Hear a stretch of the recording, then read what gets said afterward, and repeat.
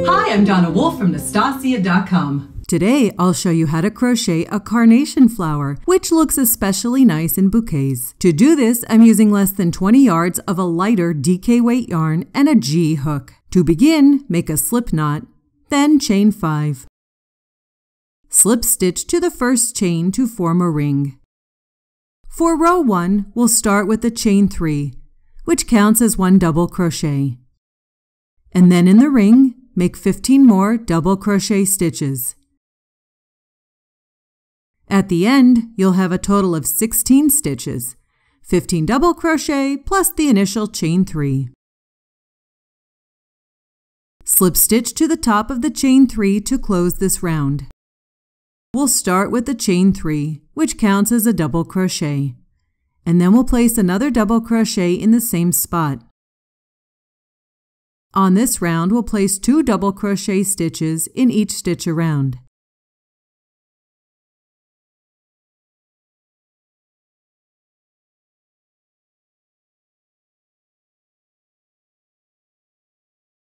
As always, once you are completed with the round, slip stitch to the top of the chain 3 to complete it. For round 3, we'll start with the chain 3 and make another double crochet stitch in the same space. And even on this round, we're going to do 2 double crochet stitches around in each stitch. This will really increase the stitches and your work will begin to curl. You can see how at the end of this round, it's definitely wavy. After slip stitching, we'll begin round 4 with the chain 3 and make a double crochet in the same space. As before, we're going to make 2 double crochet stitches in each stitch around. This will definitely curl the work even more. So after slip stitching, your work will look like this. For the 5th and final round, we're going to chain 1, which doesn't count as a stitch, then make a single crochet in the same spot. Chain 3.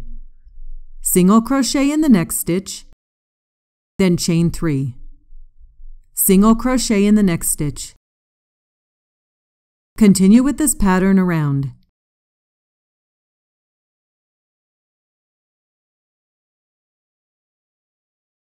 You'll end with the chain 3, then finish by making a slip stitch to the first stitch, then fasten off your work.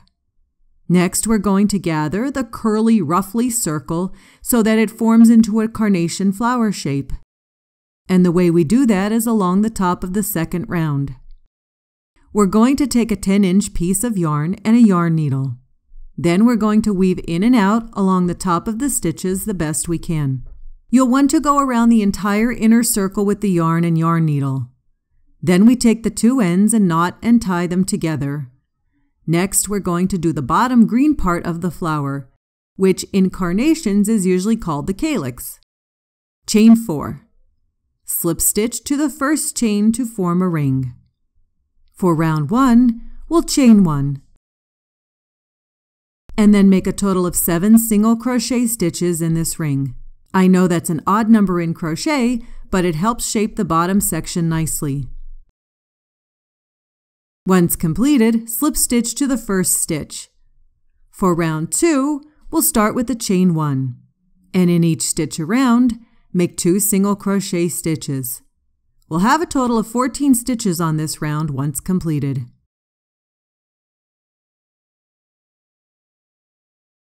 After you do your slip stitch, we'll begin round 3. For rounds 3, 4, 5, 6, and 7, we're just going to start with the chain 1 on each round. Then make 1 single crochet in each stitch around. So you'll have a total of 14 stitches on each round. At the end of round 7, slip stitch to the first stitch to complete the round. For round 8, we're going to begin with the chain 1. Then single crochet in the same stitch.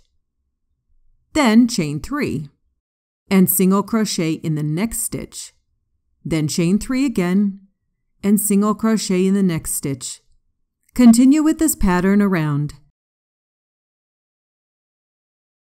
End with a slip stitch and fasten off and weave in all ends. Now, to put everything together, you'll first need some floral tape and a piece of floral wire. Bend the wire in half. Insert the wire into the top center part of the flower and out the bottom part. Next, take the wire and insert it into the calyx green part.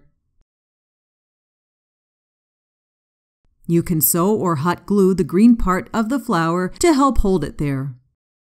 Then we take our floral tape, and because it's semi-sticky, it's easy to wrap around the wire to hold it in place. Plus, it helps it look like a traditional floral stem. And that's it. That's how I crochet a carnation flower. Thanks so much for watching my video. Please subscribe to my YouTube channel to get notified of new videos from me each week. And if you liked the video you just watched, be sure to check out my next video, which I think you'll like very much.